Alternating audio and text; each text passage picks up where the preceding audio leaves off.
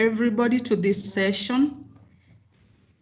And I'll request Lynette Nyabuga to lead us in a word of prayer. Lynette, if you can hear me. Yes. Kindly unmute yourself and lead us in a word of prayer. Okay, let's humble ourselves for a word of prayer. Almighty, our Father in heaven, God, we humble ourselves before you this morning. Almighty God, we thank you because you have been so faithful unto us throughout the night and this wonderful morning, oh Lord. Father, as we start this day, God, we pray that, Father, be with us, guide us in everything, Lord, you are doing. Be with us. Give us knowledge and wisdom from above. Enable us, Lord, to be good in our doing, and let us be faithful to you, O God. Humble prayer in Jesus' name. Amen. Thank you very much for leading us in a word of prayer so that we can start well.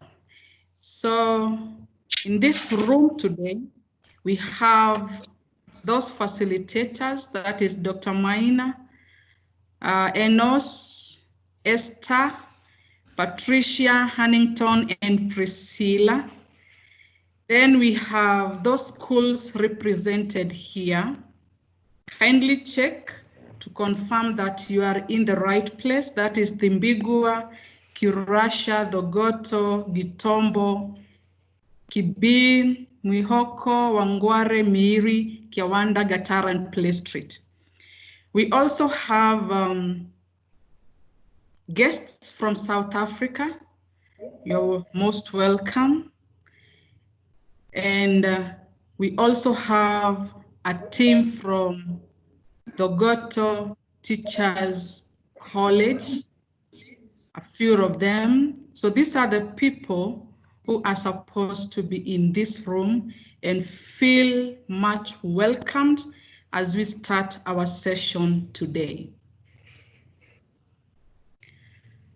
So to begin with, I would like us to engage on, there were some activities sent in the Google Classroom about deep structures. Maybe we can get some reaction, feedback on your experience of doing them and put them in chat. Kindly, let's take a minute as others keep on joining us. Let's know what was your experience of attempting those questions or tasks on the Google Classroom. Let's input on the chat and WhatsApp in a minute or so.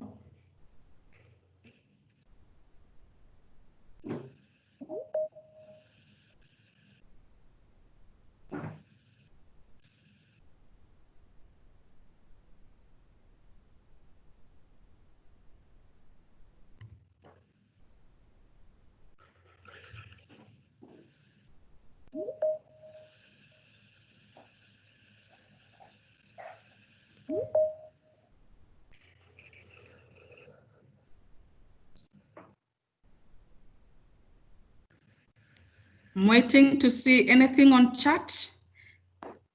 Your experience while attempting those tasks on the Google Classroom.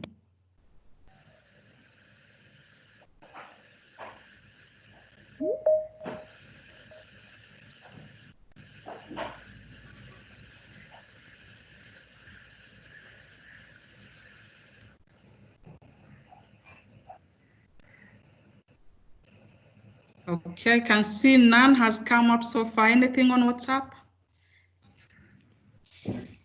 So far, nothing has been posted in WhatsApp. Okay. I want to hope that we did that task because it's a very interesting one and it lays the foundation to what we are going to tackle today, and it will help us get insights on what exactly deep structures are. So I can see none so far, so I will continue. There is something. Oh, sorry. There is Yes. something there. Okay. Kathy says, I find deep structure the most difficult of the key concept of CTPS to apply. Thank you, Kathy. Edith Njeri says, wow, it was really challenging. Needed one to think outside the box. Okay. Thank you, Edith. All right. So thank you for that feedback. Yes, Kathy, I agree. And Edith also, I agree. One requires to think outside the box for you to be able to get the deep structures. So for today, we are going to explore deep structures attributes. We are also going to identify deep structure in literacy and numeracy. We are also going to appreciate the role of deep structure in learning. So those are our learning outcomes for today. And the success criteria will be measured by you participants being involved in an activity to look for deep structures. We will be also reviewing various examples of how to teach deep structures. And the other one is that we'll be able to plan an activity that we can use in our schools. So this will be a measure of our success on deep structure activities for today. So then, what is deep structure?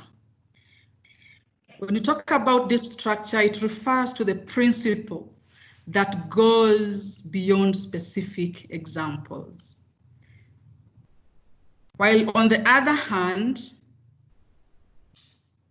surface structure is usually or refers to the explicit particulars in an example, which is meant to illustrate the implicit deep structure, meaning that what we mostly see or at face value is the surface structure.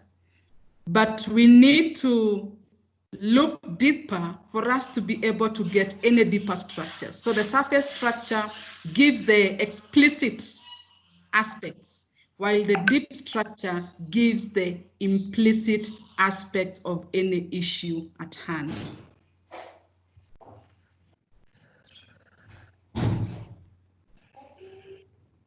So then I would like to give us a question.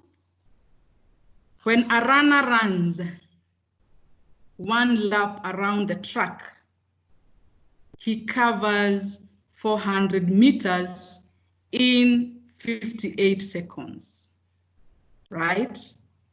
So the question is, how long will the runner take by running 2 laps around the track? Let's see your feedback on the chat or WhatsApp. How long will the same runner take when he or she runs 2 laps around the track? Let's input our feedback or our ideas on chat.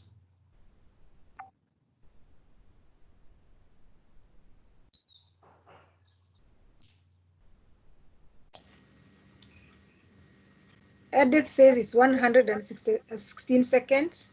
Michael Awero says it's 116. Veronica Mudhoni, 116. Thank you. Anything on chat? That was on chat. Okay, thank you, thank you. So there's all of them say 116. Do you have a different answer? Anything different? I can see 116 seconds. Thank you.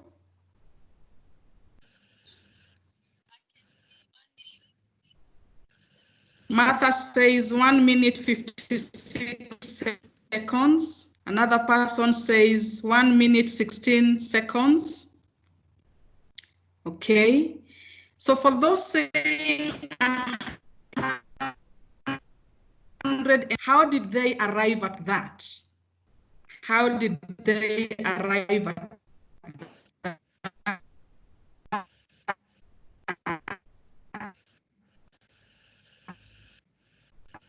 Maybe someone tell us briefly. One of the persons made 116.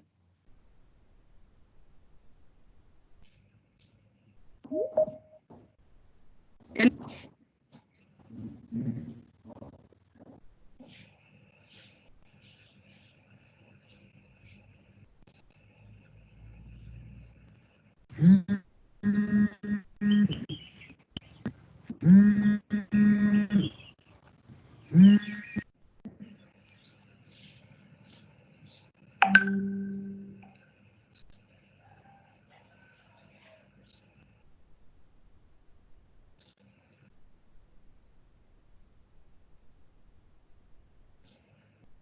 doubling the time that is taken for one lap.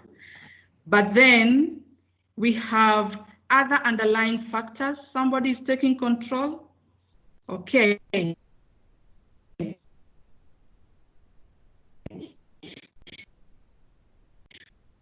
We are tired. So they are likely to take more for the second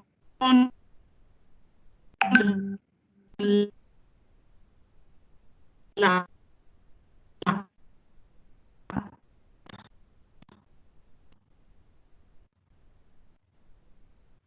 As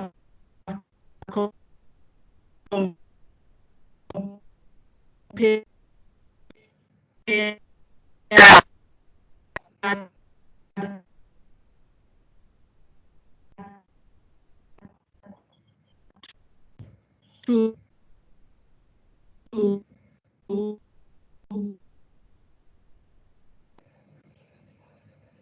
the stuff is that is what another example. We can't hear you. Esther, I don't know whether it is. Oh, sorry, I don't know whether it is our side, my side, which has a problem with internet. I couldn't hear what you said. Oh, you can't hear me? Repeat the last statement you did. Yes. Okay, I said, can you hear me now? Yes, we can. Okay, I said on the surface structure, we are seeing the aspect of running around the track. But on the deeper structure, there is the aspect of addition. But because this is a human being, after running the first lap, of course, they get tired. So they might not take the same time to go through the second lap and might take longer. So the surface is the face value. The deeper structure is what is implicit. And we have to rely on the surface structure for us to be able to make or understand the deeper structure.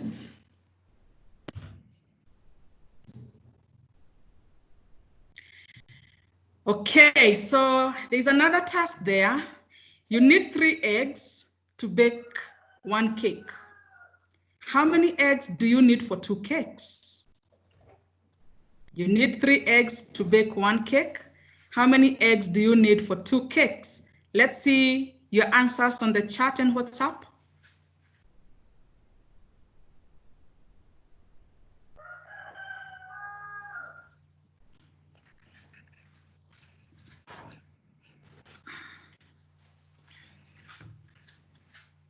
Okay. On WhatsApp, we have 6 eggs. Okay. Same to the chat, 6 eggs, Nancy Ndungu. Okay. So I can see majority are saying 6 eggs. But there are also underlying factors as to how many eggs you're going to use. There's the aspect of quantity and there's also the aspect of quality, because you can use the same 3 eggs to make 2 cakes, right? So we may not have to double, but what is the quality, what is the quantity that we want to make, okay? So then there are 5,280 feet in 1 mile. How many feet are in 2 miles? Let's input our on chat. I can see Jeremiah saying 800 meters.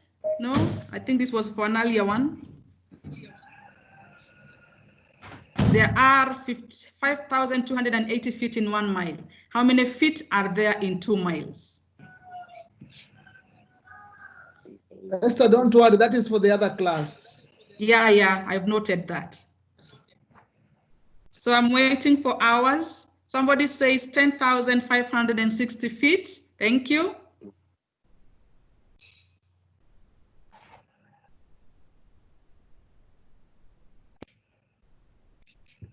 Okay, a similar answer.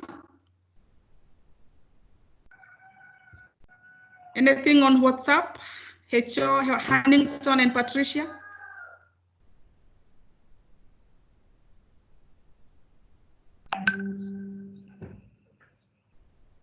There's somebody who says, Nancy says 1560 feet. Okay. So that one gives 15, while others are giving 10. No, she has deleted immediately, so I think she's correcting. Okay. Yeah.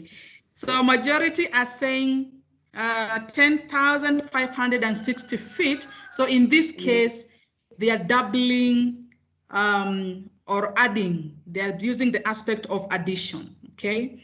Then we have another one. If there are 20 Ziggy blocks in one Splatzik, then how many Ziggy blocks are in 2 Splatziks? Right? Let's input on chat.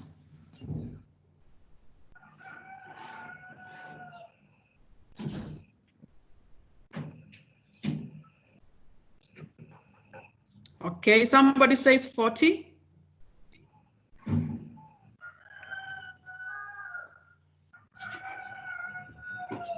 Yeah, somebody else also says 40. Thank you.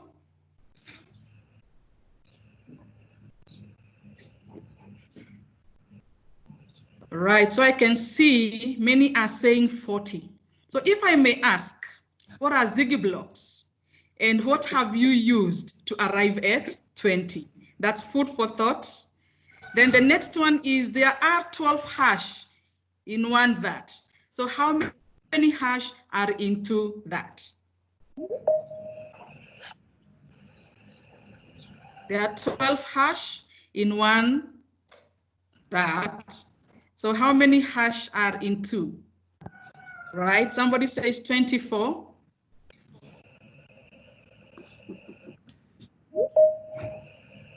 Okay, I'm saying 24. Okay, 24. So many of us are saying 24, which is very correct. But the question is, what are those hash? So basically what we are saying is, for surface structure, you may not necessarily need to be familiar with the aspect, but you can use the surface structure to arrive at the deeper structure or to solve a problem in the deeper structure. Like I asked, what are Ziggy blocks? What are those hash? But you are still able to arrive at the correct answer. So thank you very much for your input. Okay. So basically, when you're looking at surface and deep, usually we use our past to new situations, right? And the transfer comes in when we master a concept of skill, and we only do this when we apply our knowledge in different situations. Sometimes something can be very superficial in our understanding, but as we engage in that concept or content, it becomes clearer in our thoughts. We understand it, we are able to master. And so this brings the aspect of transfer, which is very important from surface to deeper. So deeper will only occur when we master a concept.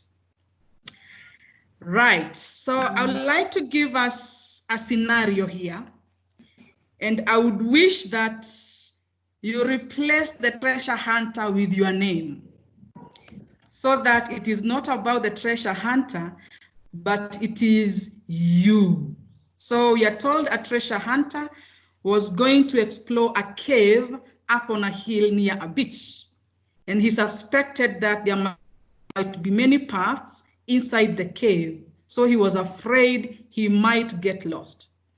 Obviously, he did not have a map of the cave. So all he had with him was some common items, such as a flashlight and a bag. So what could he do to make sure he did not get lost, trying to get back out of the cave later? So let's take some 3 minutes and put yourself where it says a treasure hunter. Let's see what you could do. Let's write on chat.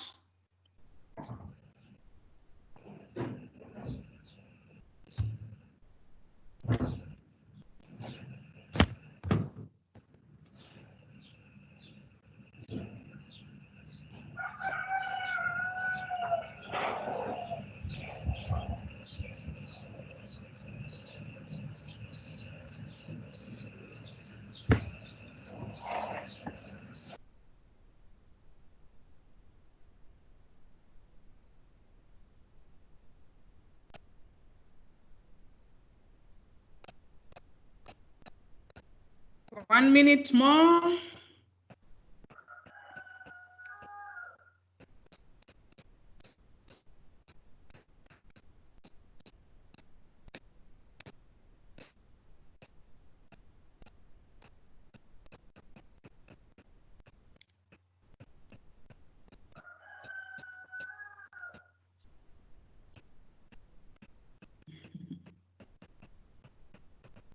Okay.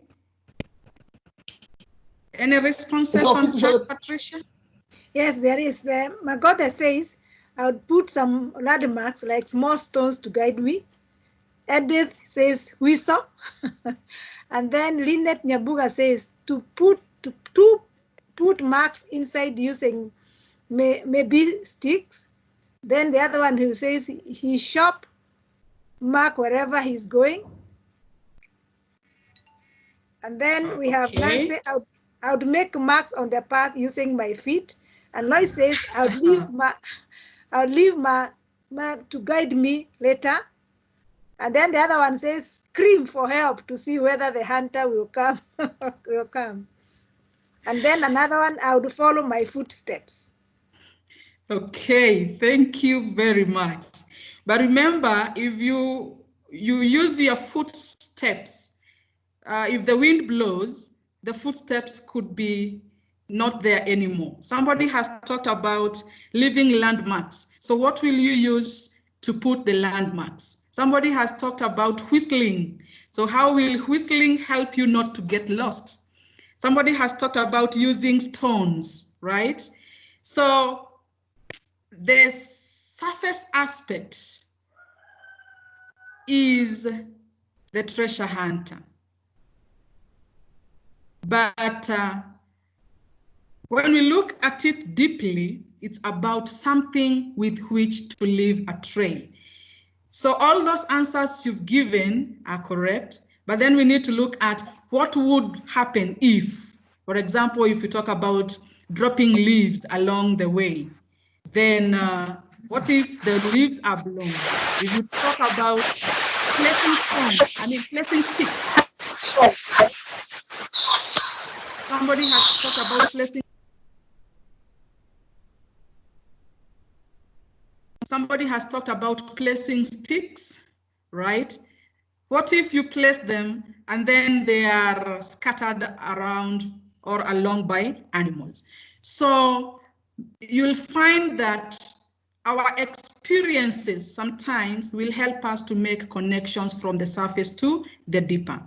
And earlier on, we have mentioned about transfer. So it means that the transferring aspect has to be enabled by either the teacher or the guardian, and therefore we have a greater role in enabling our students to make connection in whatever we are teaching. So thank you very much for that, for the responses on the first scenario. And so I would like to ask a question. Can you think of situations where your students are able to answer one question or problem, but not another one, which basically requires using the same underlying principles? Are there such situations that you have encountered? Let's hear your responses.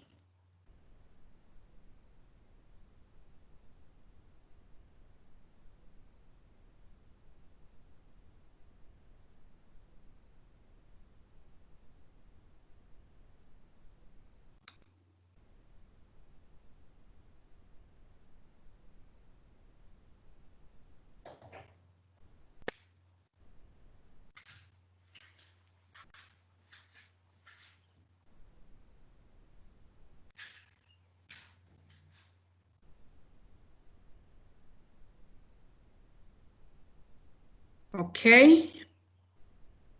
What are our responses?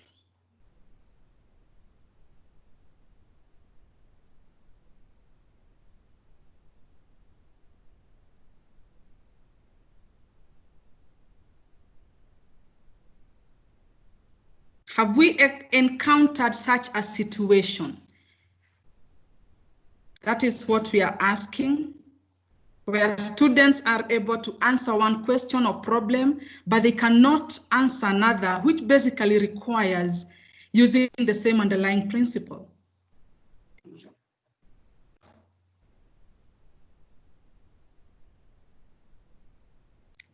Any response so far? None so far. Okay. Yes, there's somebody says, yes, when students think of content and not concept. Okay, thank you.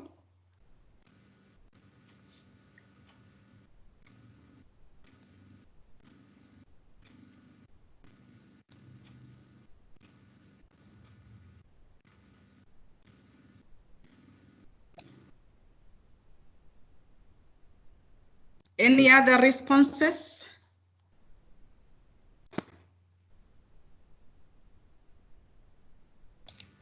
Eden says, how many quarters are there in one whole number? And how many wholes are found in 8 quarters?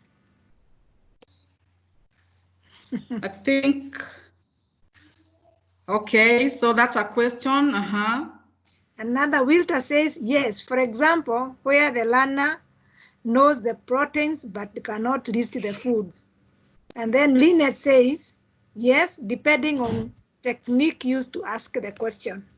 Okay, thank you very, very much. So what we realize is this happens in our classroom, where there are situations where you can even ask a question, maybe in an exam situation, and the student gets it right, but set the same question and twist something very small, and the student cannot be able to get it correct. So why does that happen, right? They have the content, but when you change the concept or the context, then the learner is not able to make connections. So it means that we, as teachers, we have a role of enabling learners to make connections so that they are not only looking at things from the surface aspect, but they are also able to make connections, and they can be able to interlink situations. And I think the new curriculum, the CBC curriculum, is really coming in handy to enable us do that, because we talk about linking subjects or content across subject areas. So when we look at linkage to other learning areas, we are able to make learners to see the connections and also to be able to identify the deeper structures. But as somebody has said, how we ask the questions will help the learners to be able to check the connections and move from surface to deeper structures. So I would like to give us a second scenario. And in this scenario, you are a doctor faced with a patient who has a malignant tumor in his stomach. And then it is impossible to operate on the patient, but unless the tumor is destroyed, the patient will die. There is a kind of ray that can be used to destroy the tumor. But if the rays reach the tumor all at once, and at a sufficiently high intensity, the tumor will be destroyed. Unfortunately, at this intensity, the healthy tissues that the rays pass through on the way to the tumor will also be destroyed. At lower intensities, the rays are harmless to the healthy tissues, but they will not affect the tumor either. So the question is, what type of procedure might be used to destroy the tumor with the rays and at the same time avoid destroying the healthy tissues?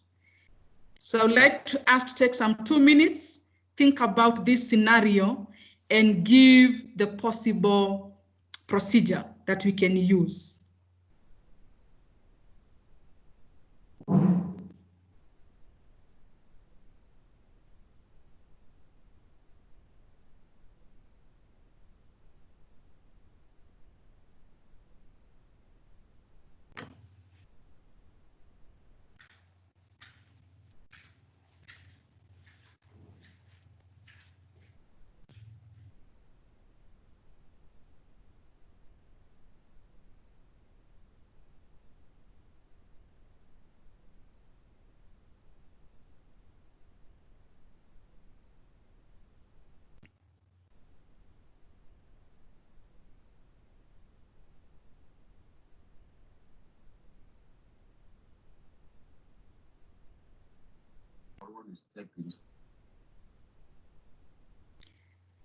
So I'm waiting to see, as a doctor, what would you do? Which procedure would you use?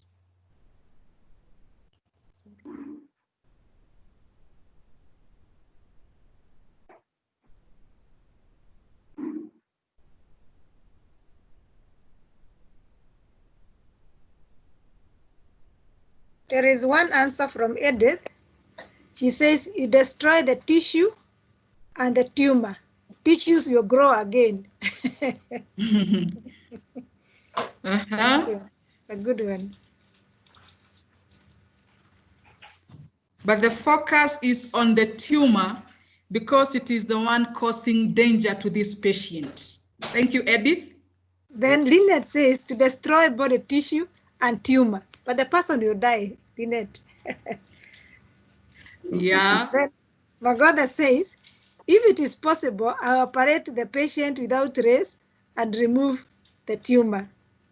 But I think we focus on the options given. Yes.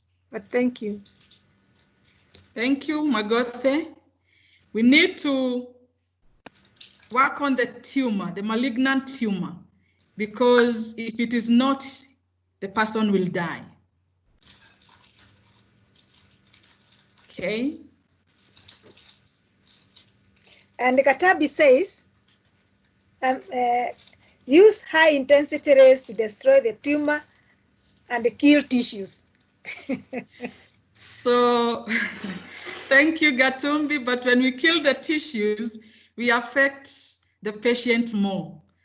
Our focus is on destroying the tumor. All right, let's have one last one.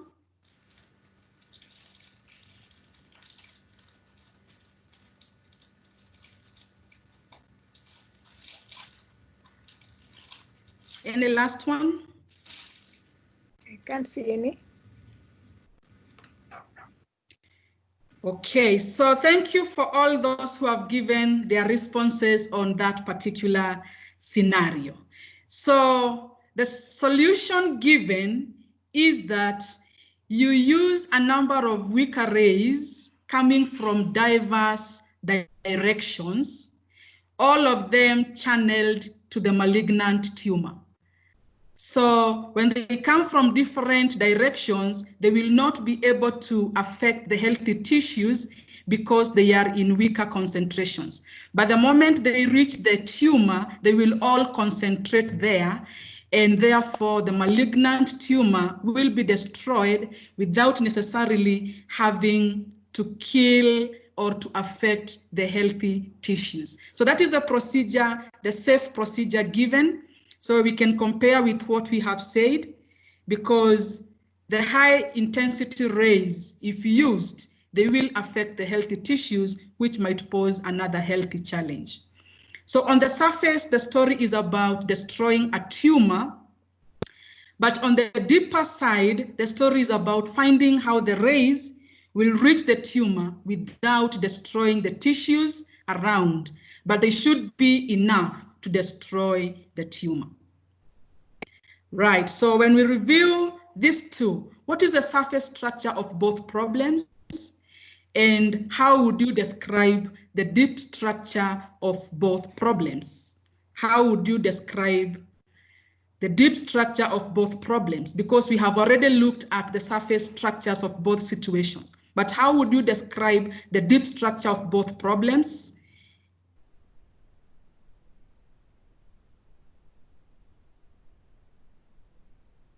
Let's hear your voice on that. How would you describe the deep structure of both problems?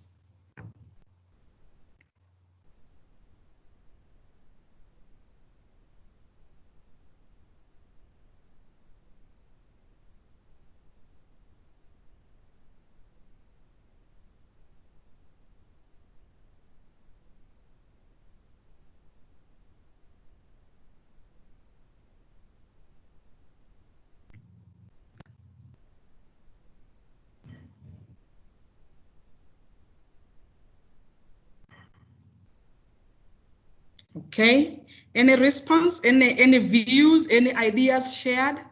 What can you say about the two scenarios of the tumor and the cave? Penina says both requires a lot of thinking. Thank you, Penina. I concur.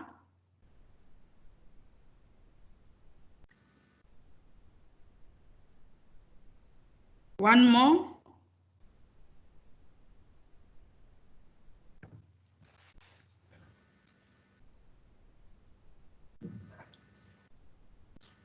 Anything on WhatsApp? Not really. Okay.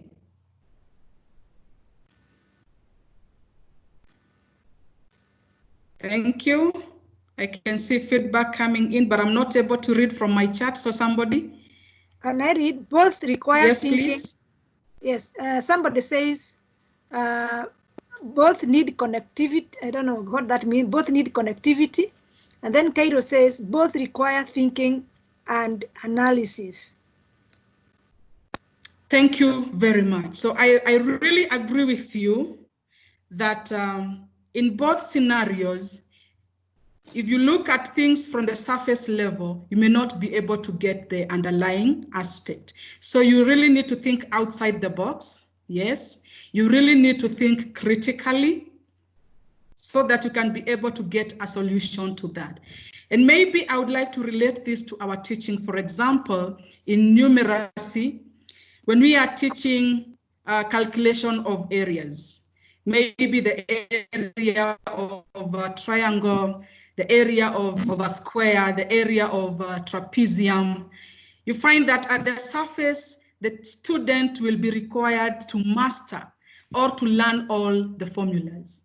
But on the deeper end, on the deeper structure, they can calculate the area of all those by relating it to the formula for calculating the area of a rectangle. So are we able to establish those connections? Like somebody has talked about connectivity. Are we able to enable our students to have the deeper structures or the deeper understanding? That is what our focus should be on. And thank you so much for your responses. So we want now to look at how can deep structures be taught in a lesson situation. So we are going to watch a video, a short clip.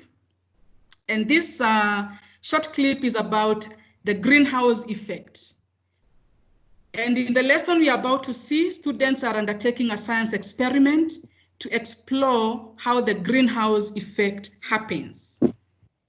And the students have come up with 4 experiments using a plastic bottle as a model for the Earth's atmosphere, using plants, adding CO2 to the bottle, and checking the effect on temperature over time. So before we watch the video, I would like us to focus on what is the surface structure of the idea that the students are learning about. I would also like us to focus on what is the deep structure from that video.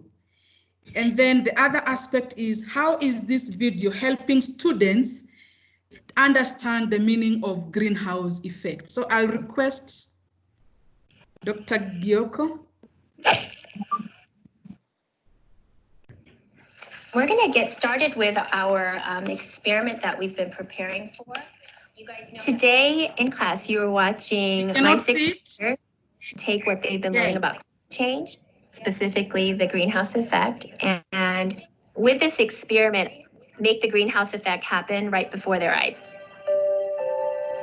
All right, scientists, scholars, and climate change researchers. Are you ready? Yes. When I say go, you're going to turn the light on. Do your best. 5, 4, 3, 2, 1, go.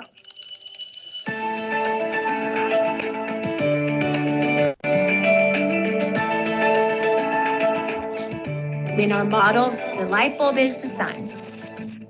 For the earth, a soda bottle. Anything that can be broken down to the basics can be taught. Why is the greenhouse effect important, and what does it have to do with climate change? Roberto? Like, if CO2, well, the main question is, will temperature change if carbon dioxide is added to the atmosphere? Excellent. So I wanted the students to have an experience, and so they designed the experiment themselves.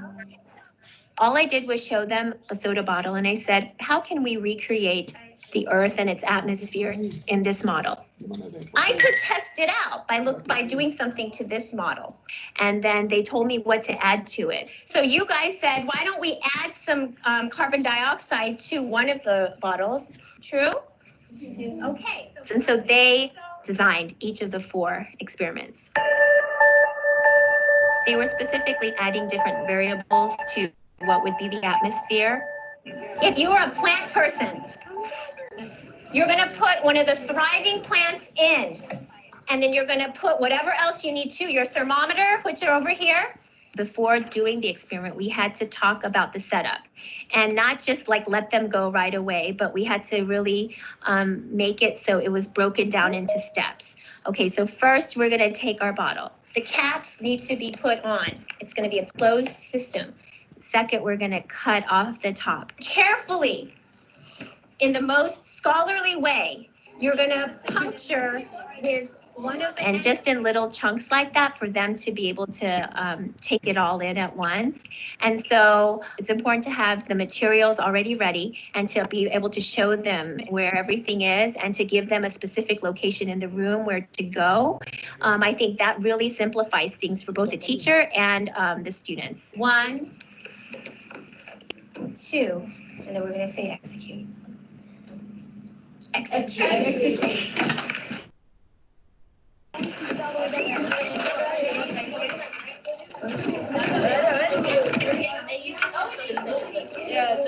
I believe that the goal of teaching and the activities that you choose should be to make learning fun. Tell someone next to you, take that data. Take that data, Naya. Good luck, Naya. Here we go. Because if you make it fun and exciting, then they're interested and they're motivated, and then they will stay with you. Oh yeah, mine's went up a little. Oh yeah, mine went up a half. Yeah, me too. Especially as scientists, they also have to see a relevance to their life and a relevance to the world. What was your hypothesis? That one with the CO2 was gonna be hotter than the one without. Yeah, because the CO2, like in real life, it's making us warmer. So in the bottle, it's making that plant warmer, and it's a greenhouse gas. When I see my students make connections between what they're learning and what's going on in the world, it is so powerful and it's so amazing, and it makes you feel like what you're doing is making a difference. No, it's a half. 26.5. Confirmed. I feel like I am creating scientists. Being a scientist is how you see the world. Confirmed? Yeah. You see the world, and if you're aware enough, you're going to have a question. And what do you do to get that question answered? Science, it's a way of thinking and it's a way of being rather than a profession or a title. Whether it's science or any subject, I want them to observe and I want them to think about something and to question something, and then to have enough confidence and enough motivation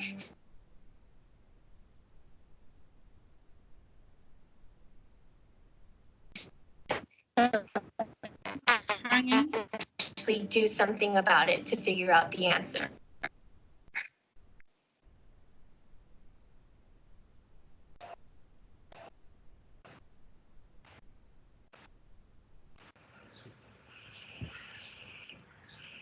Yes, Esther? It's hanging, or is it on my side? No, it's also on my side. It's Okay. delayed, yeah. It's delayed, it's coming. Yeah. Okay, continue. Okay, right.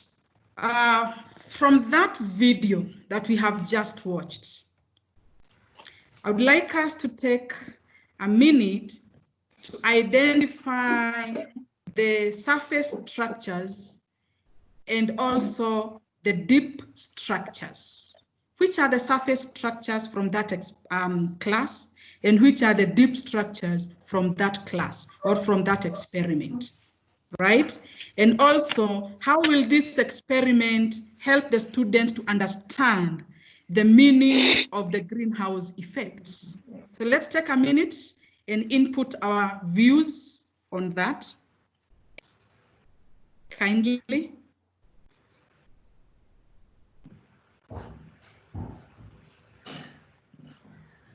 What are the surface structures?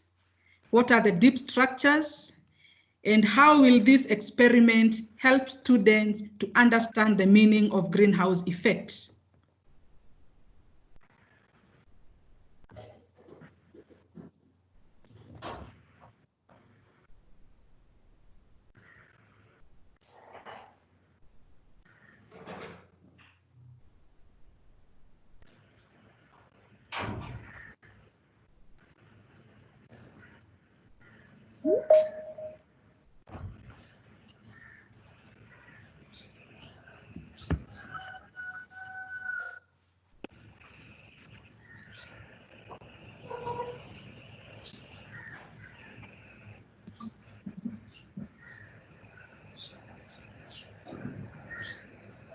Okay. Anything yet? Not yet, not yet. Okay.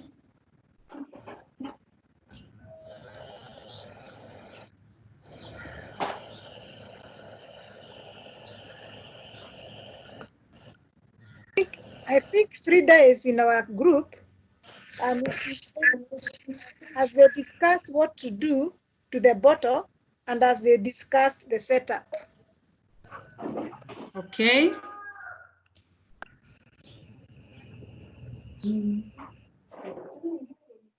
Thank you for that. Somebody else? Edith Jerry Waiganjo says, service, how greenhouse effect happens, deep, relevance to their lives. Okay. Mm-hmm. And Penina says, service, climate change, deep, understanding the effect of greenhouse to the whole world. Okay, thank you. One more.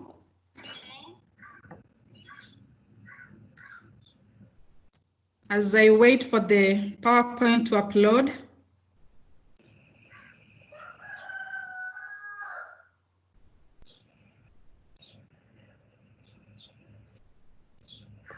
Okay, then Joyce Kimaga says, the student will learn greenhouse process that takes place. And then Nancy says, surface structure, carbon dioxide cause global warming, deep understanding how it happens. Okay, so thank you very much for all those responses. So when we look at the experiment, on the surface, we can just see the bottles, we can just see the aspect of plants and CO2, but on the deeper side, we see the students understanding how the green effect happens, which is very critical because when they're involved in an experiment, then it means they will know the underlying factors which bring about greenhouse effect. So we need to help learners as they learn to identify the surface. We also learners to identify the deeper structures. And this will be possible if we allow them to make connections one from the other. So the deeper structure is, how does the greenhouse effect occur? Because they have been involved in investigation. And so for us as teachers, we need to involve our learners in problem-based learning, or what we call inquiry-based learning, where we involve them in activities to be able to investigate what is the underlying factor or cause of something. And so this is what it means. So it means we need to involve our learners on short-term activities. They could be projects, short-term, that they're able to do maybe within weeks or months, but we can also involve them in long-term activities on investigations that may take a whole term or even an year, building on one aspect. And so when we involve them in such a problem-based learning or inquiry-based learning, then it means they're going to be able to make connections and they will be able to get the deeper structures. So knowledge tends to be inflexible when it is first learned. But as you continue to work with the knowledge, you gain expertise. The knowledge is no longer organized around surface forms, but rather it is organized around deep structures. That is according to Kai, 1981. And I know even in our life situations, we can really relate with this. You know, for example, when we are learning something new, maybe a definition, at first, we tend to cram the definition, word for word. But as we engage with the concept and the content, then we are able to give the same definition using our own words and still maintain the meaning. So that is what we need to do. We need to interrogate and interact with the knowledge, both the content, the concept, and also the context, so that we are able to get the deeper structure. and we don't remain at the surface level. So at this point, we are going to go to class, and our class is grade 3. So good morning, students. Good morning, boys and girls. Good morning, teacher. Morning, teacher. Thank you. I can hear only 2 students. Where are the others? I'm in, teacher. Okay, thank you very much. So we are going to look at our literacy class, and the strand is literacy. The sub-strand for today will be reading, and the learning outcome is that you will be able to establish deep structures from a story. And the competence in this one is all about critical thinking and problem solving. And the ability we are exploring today is deep structures. So in the learning activity, you're going to be involved in reading a story, and you will establish more than meets the eye. So welcome and get ready. So in this activity, when you see your school name written at the top, I will request one student to read that statement that is displayed. So I will ask the one student from Play Street Primary School, kindly read what is projected on the blackboard. A student from Play Street. Unmute yourself, one student, and read what is projected.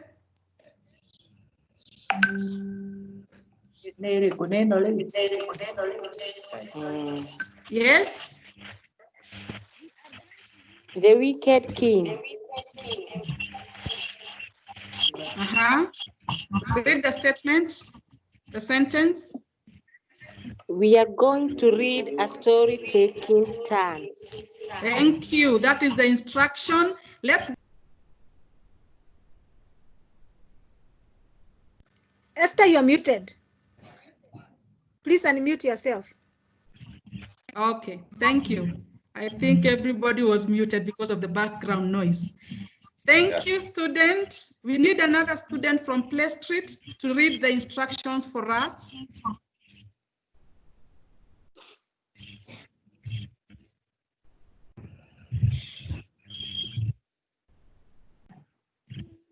Another student from Play Street, please.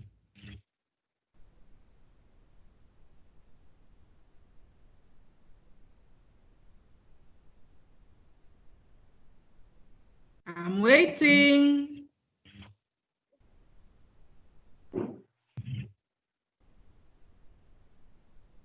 Any other student from Play Street, kindly read the instruction displayed on your board.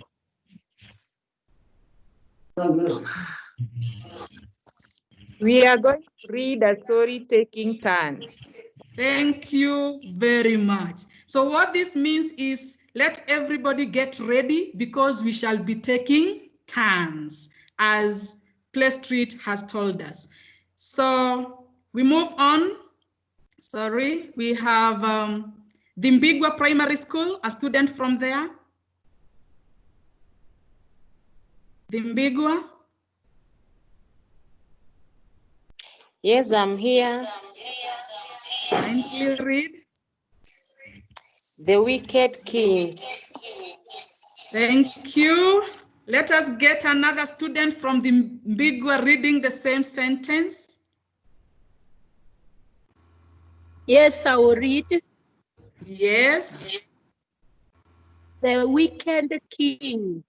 Thank you very much, Massimo Aura. Then we are going to go to Kirasha Primary School. Let's get a student from Kirasha reading the sentence.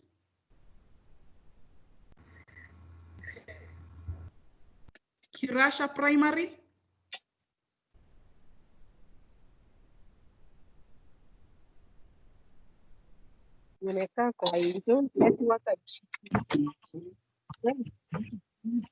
Student from Kirasha.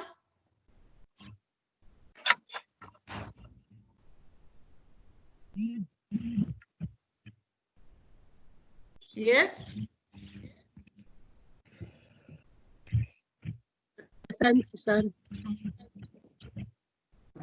Anybody from Kirasha?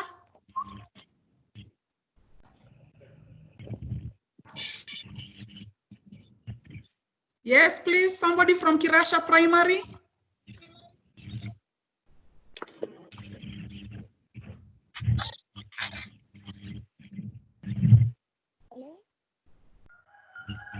I can see somebody unmuting themselves. Yeah.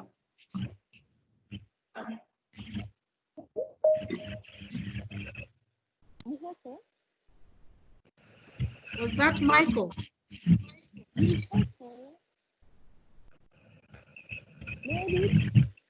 Okay, so it seems there's no student from Kirasha Primary. I will request Michael Macharia to read that statement for us.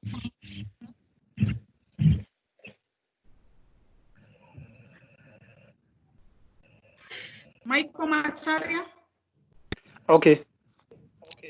A weekend king ruled a small country from a fortress. The fortress was situated in the middle of the country, and many roads radiated outward from it like spokes on a wheel. Thank you very much, Macharia. I will also request student Maina to read the second time for Kirasha. A wicked king ruled a small country from a fortress. The fortress was situated in the middle of the country, and many roads radiated outward from it, like spokes on a wheel. Thank you very much, student Maina, for reading well. Then we go to the Goto TTC. A student from the Goto TTC, one student. Read for us the sentence displayed on your blackboard, on the screen. The fortress was situated in the middle of the country. Okay, do we have another student from the Goto TTC? The fortress was situated in the middle of the country. Thank you very much, Macharia. So we move to the next school, that is the Goto Primary School.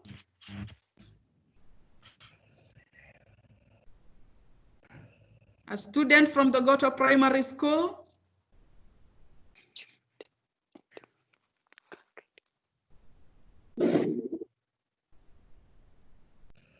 The Goto Primary.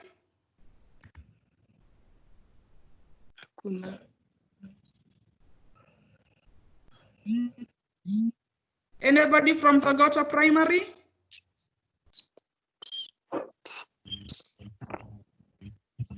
So they are not in school today. The fortress was situated in the middle of the country. Thank you very much. Let's get somebody else from the same school reading the story. I mean, reading the sentence. The fortress was in the middle of the country. Thank you very much. Then we go to Gitombo Primary School. We, unmute aje. Nilikuwa nimeongea. Gitombo Primary School. Unmute. Ama imejiamini. Unmute. Sioni hiyo. Yes, unmute yourself.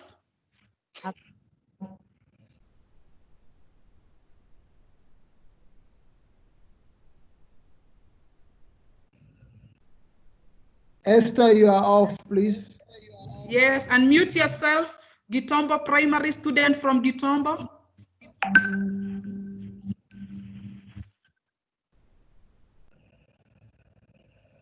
Yes. On the screen, we can't see anything. You can't see anything? Yeah, only the drawing, the figure. Oh, sorry. Thank you for that. No, but now it goes to the next one. You're not able to read the words? Many lords radiated outwards from the fortress like spokes on a wheel.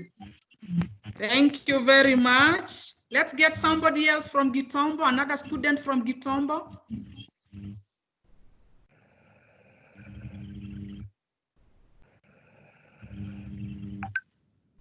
Another student from Gitombo.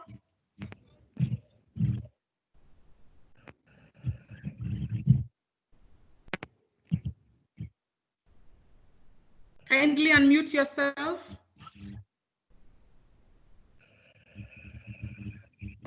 Radiated outward from the fortress like spokes on a wheel. Okay. Thank you. Kindly mute yourself so that there is no echo.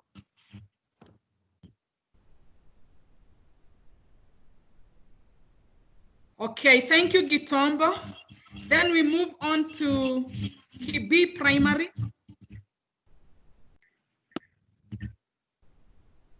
Kibi Primary.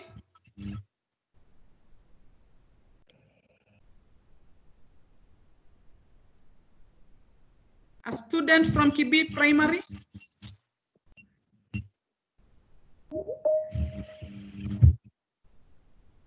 A great general vowed to capture the fortress and free the country of the wicked king. Thank you very much. That is Michael Aweru. Let's get another student from the same school reading the same sentence.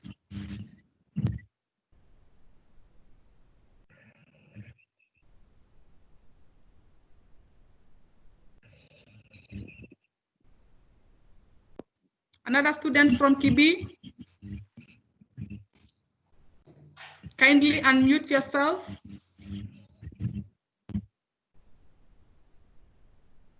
A great general vowed to capture the fortress and free the country of the wicked king. Thank you very much, Ruth Wanjiru, for reading to us. Mwihoko Primary.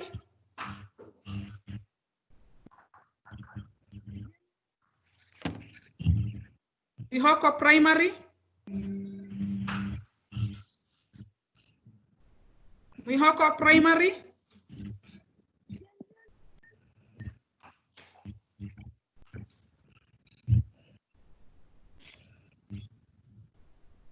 Yes, Magdalene, your hand is up.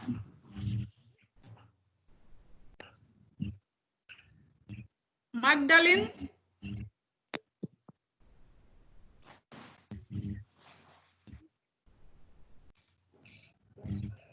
Read for us. I saw your hand up.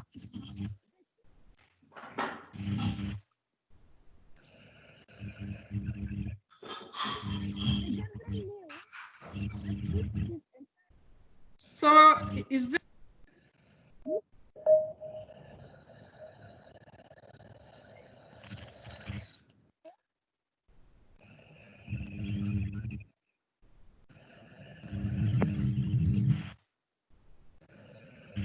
Esther, unmute yourself. Esther, unmute yourself.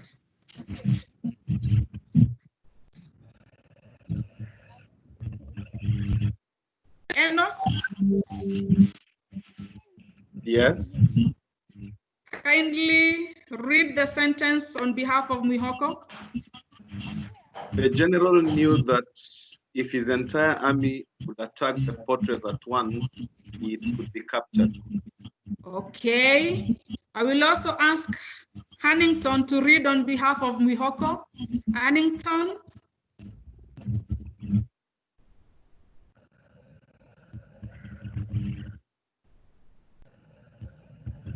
If you can hear me.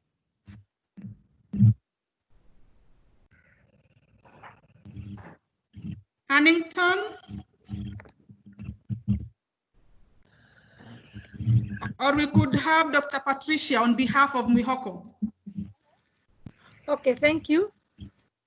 The general knew that if his entire army would attack the fortress at once, it could be captured. Thank you very much, Dr. Patricia. Then we have Kimuchu Primary School. Sorry. Kimuchu.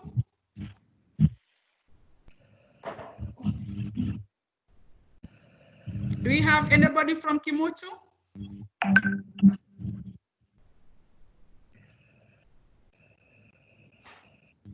Kimuchu?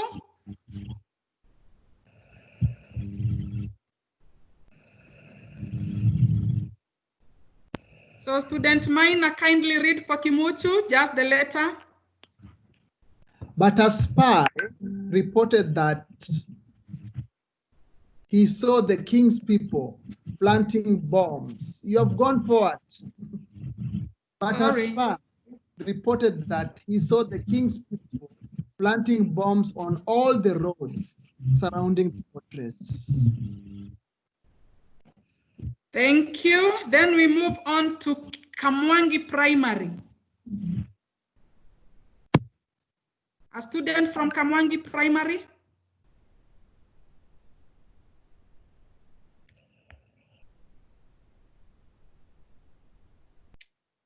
One student from Kamwangi.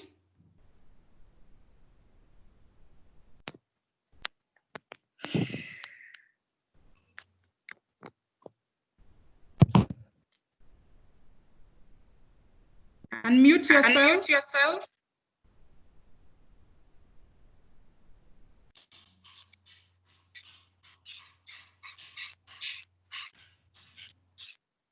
Magdalene, your hand is up. Magdalene,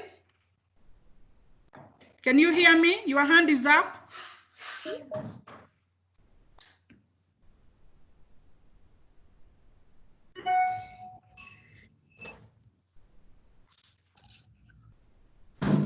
Do we have students from Kamwangi Primary School present? Let's get one to read.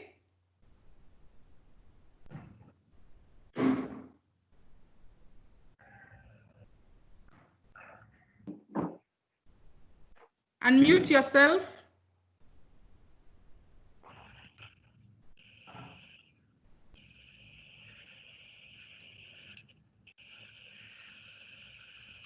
Unmute yourself. I'm waiting to see the one unmuted.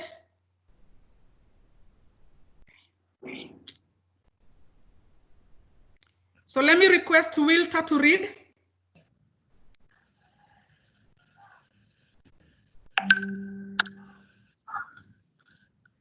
To allow the king's people to use the roads, the bombs were set so that only one person can pass on the road.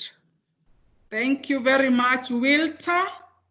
Now that there are no students from Kamwangi Primary School today. Okay, then Gatara Primary. Gatara. Yes, I'm here. A student from Gatara. Yes, I'm here. Yes, please. This allowed king to move workers and troops over the roads safely. Thank you very much. Then we go to Wangware Primary. Sorry for that. Wangware Primary. Here. I'm here. Okay. However, you have changed Sorry, the screen. However, any large force by troops or horses would detonate the bombs. Thank you very much. Any other student from Wangware?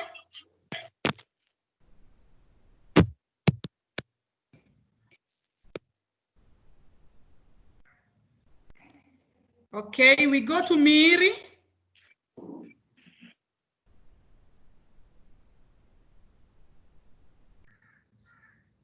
Miri Primary. Yes. Any student from Miri?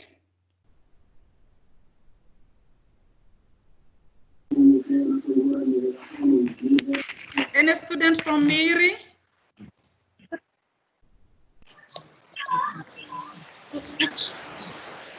Yes, please. Kindly unmute yourself and read the statement.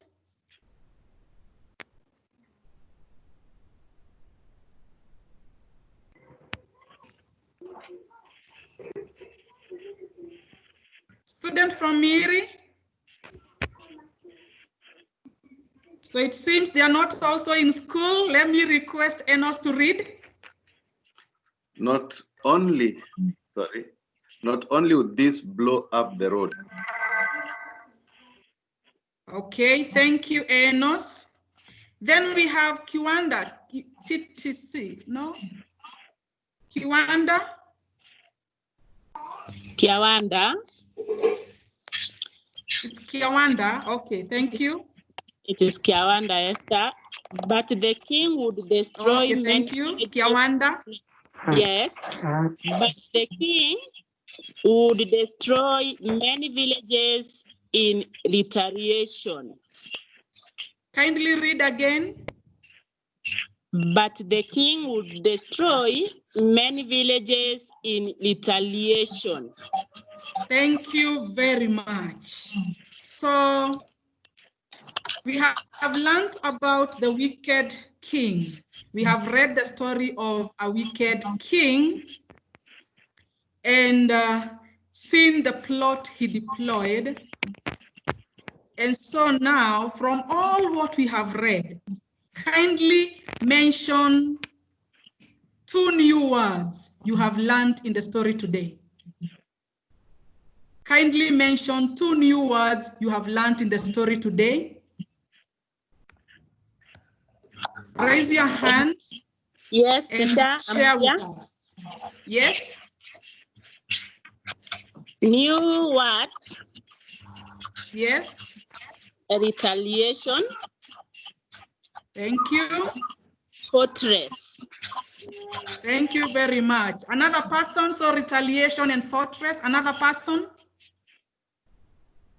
Some are inputting on the chats and WhatsApp, although this is a reading lesson, so I would like you to mention them. But maybe Patricia can mention them on their behalf. There is detonate, weekend, spy, retaliation, fortress, spokes, radiated, bomb, detonate. Thank you for all those words that you have mentioned. Then the next question is, which value did we learn from the story? Which value did we learn from the story? Which value did we learn from the story?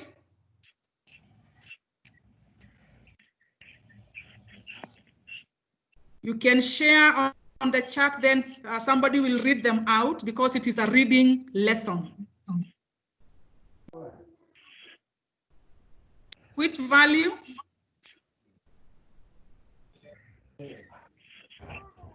Somebody has moved my slides. Can you see the question? Class, can you see the questions? Somebody is taking control. No, I can't see. You can see. Control. And now this might take some time to. But just read the questions, sir. Just read the questions. Or the question is, which values do we learn from the story? Edith has said teamwork and courage. Thank you. Another person?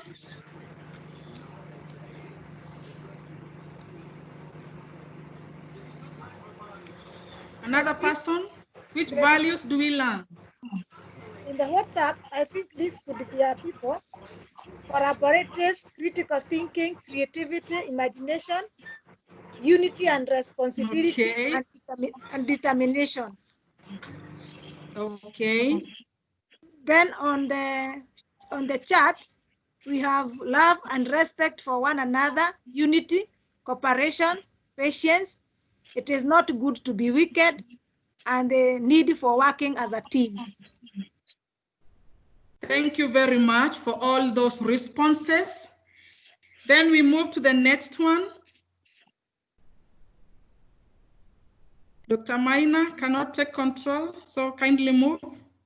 Yeah, I've moved, it's showing. Oh, okay. How could the general attack the fortress? The next question is, how could the general attack the fortress? Let's share our views, and then they will be read out. How can could the general attack the fortress? Let's take a minute.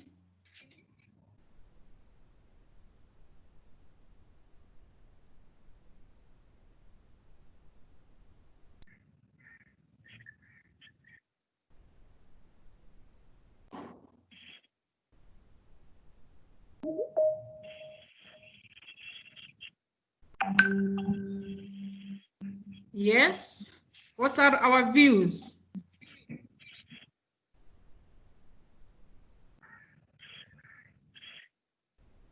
I'm waiting to see the first 2 or 3 responses, then we can move on.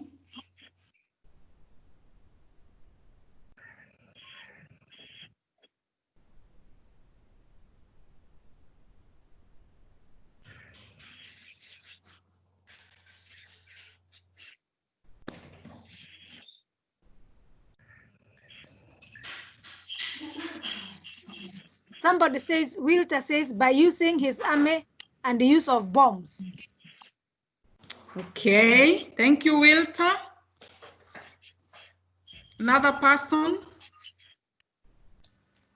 Mudhani Veronica says, by using his army and attacking at once. Using the army and? Attacking at once. But remember, there are bombs that are put along the way. So if they all move, then the bombs are going to be detonated. Frida says, by using bombs and allowing only one person to pass on the road. Or Grace says, organize and mobilize. Yeah.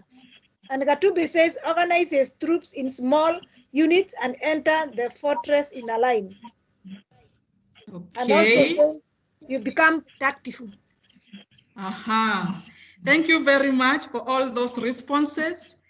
So we need to bear in mind that there are bombs, and so if a troop passes, the bombs will be detonated, okay? So somebody has mentioned about moving the troops in a line and attacking, okay? Let's go to the next. So this is what you would have done. Somebody's talking about a tactical and critical approach. The king would have been able to move the troops from different angles. Let's see that. Moving one by one at a time so that the bombs do not detonate. Minor move.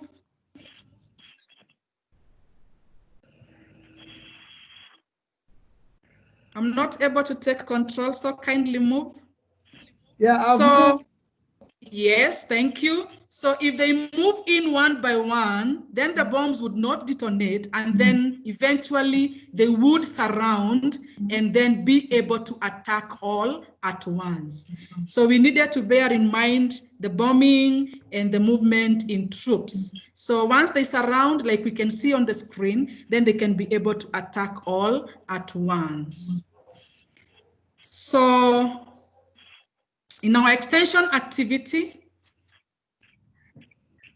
before we go to the extension activity, from all the reading that we have done, I have realized that in our reading, some students have challenges with pronunciation, others have challenges with punctuations, and others have challenges with fluency. So these readings skills will be addressed in our next lesson so that we are all able to pronounce well, punctuate well, and have the fluency desired. So in our extension activity, I would like, in our extension activity, that is next, you are told that Kamau has one lion, one sheep, and a bundle of grass. He wants to cross a river, but there is only one boat, and it can't sustain the weight of more than 2 things at a time.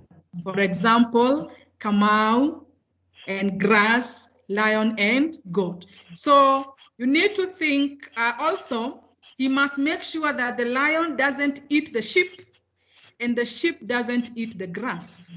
So how will he get to the other side of the river with all the 3 intact? So this is for your extension activity. Think of how Kamau can be able to cross the lion, the sheep, and the grass without any of them eating the other. Okay, so that is for your extension activity. Next, make sure you do it.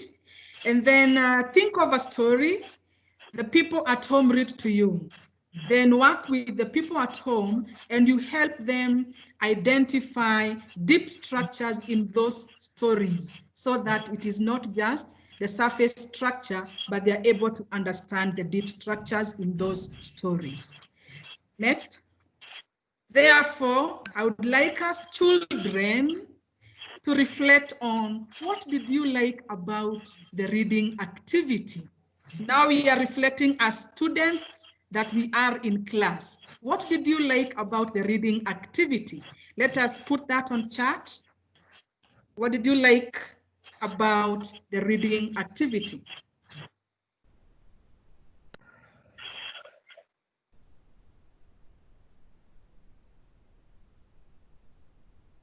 Let's have some input.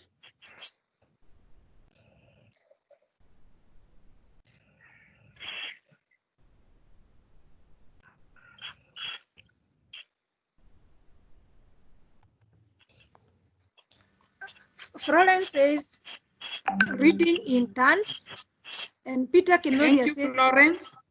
And Peter Kinodia says many learners participated.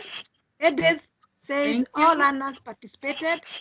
And then Tabitha says everyone was able to participate. Jane says it involved all students. Nancy says learners were audible. Veronica says every learner was given a chance. Lynette says all learners participate in reading. And all of us reading in turns. And then it involved all learners and was good. Thank you for those responses. The rest of us, we can still continue inputting our feedback as students. And so that brings us to the end of our lesson today.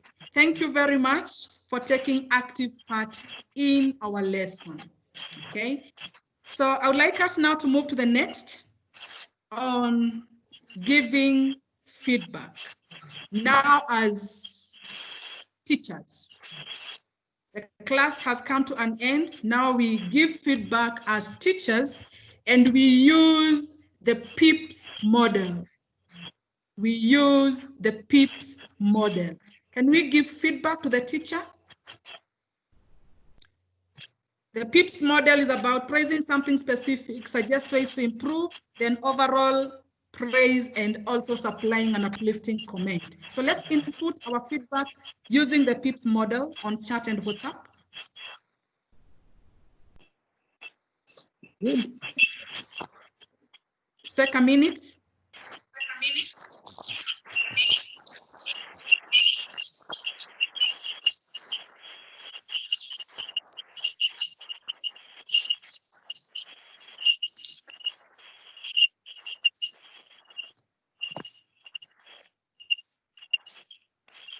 Anything?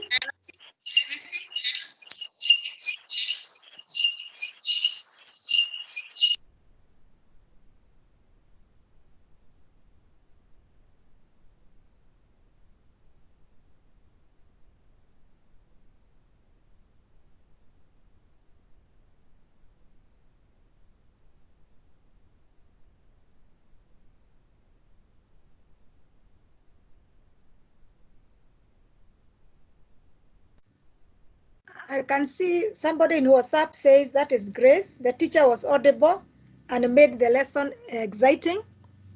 Then on the chat, Magodhe says the lesson was good. Just a minute. Magodhe says the lesson was good. Only some of us, it is too fast. Just a minute. I want to read Magodhe's. Allow me to get the, okay. Good introduction, audible, can do better. And then another one says the teacher was audible to detect the learner's weakness. And then another one says, there are too many. I'm not able to read all of them, teacher. I mean, all of them. Okay, I can see somebody say teacher was audible and involved all learners. Yes, I can see. Somebody else also said the reading activity catered for all pupils. Those with hearing issues had it when it was read aloud. That was good. The stories were interesting and curious. That is from the WhatsApp. So let's use the PIPS model so that we can help the teacher improve on the lesson. Can I read the one from Kathy which says, using the words transfer and explaining how we use old knowledge to solve new problems, improve. The network was obviously a problem for some people. Thank you for the work. Thank you, Kathy. We appreciate. Could you give us time to just... Okay, so we need to move to the next aspect of asking ourselves, what have we learned? Okay, the ones that what have we learned? Calligraph to conceal the information that you want. What have you learned?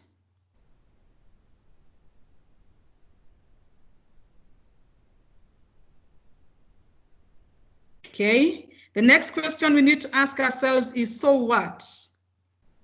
So after that learning, what next? What was our thinking? What was our experience? What was our feeling? So what? And the next question is, now what? After that learning, what are you going to do? What will be your action? So now what? So I think we are going to write that on our chart. What have you learned? So what?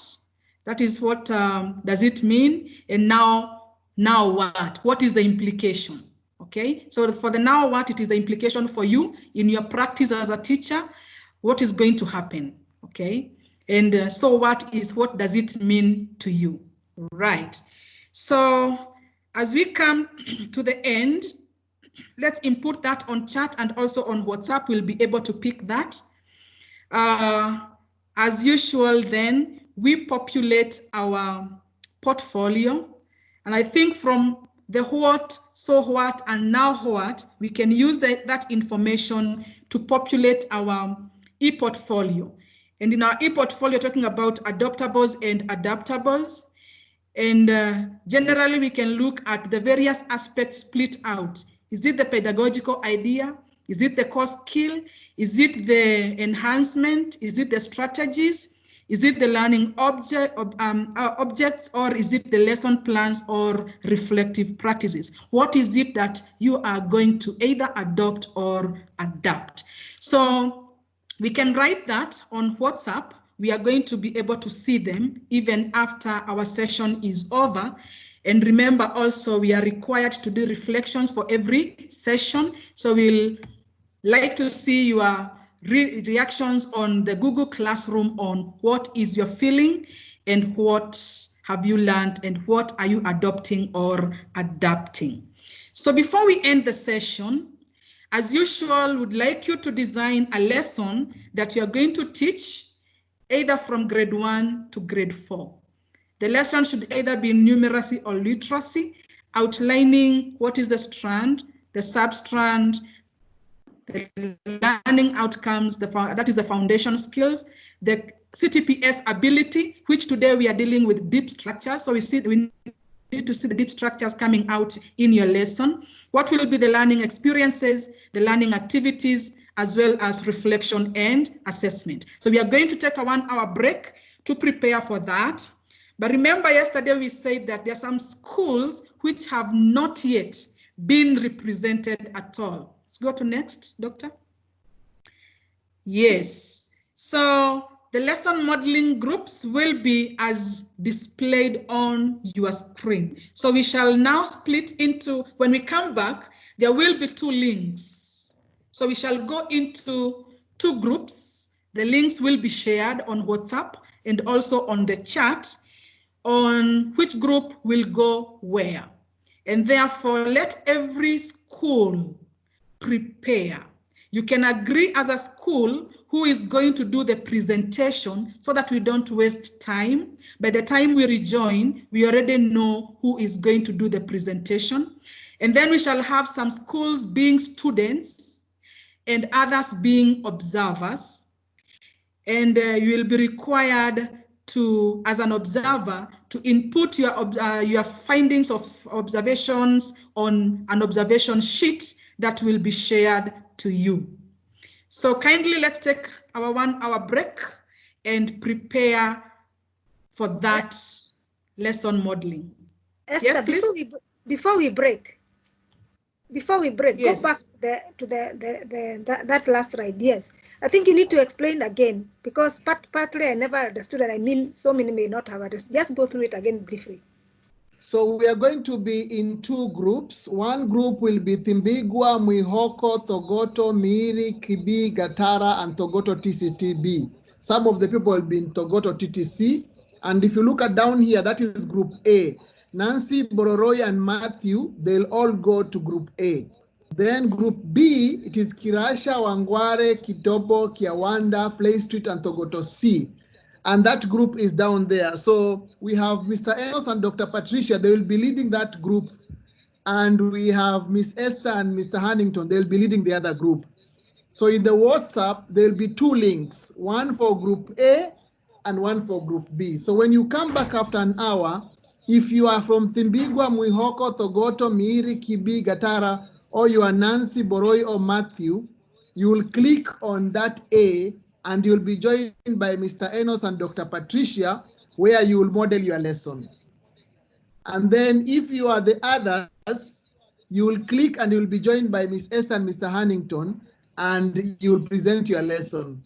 So you'll be there for 50 minutes because you'll present the lesson, have feedback, and then we are all now going to come back. And another link will be shared where we'll come back and now finish the action planning process.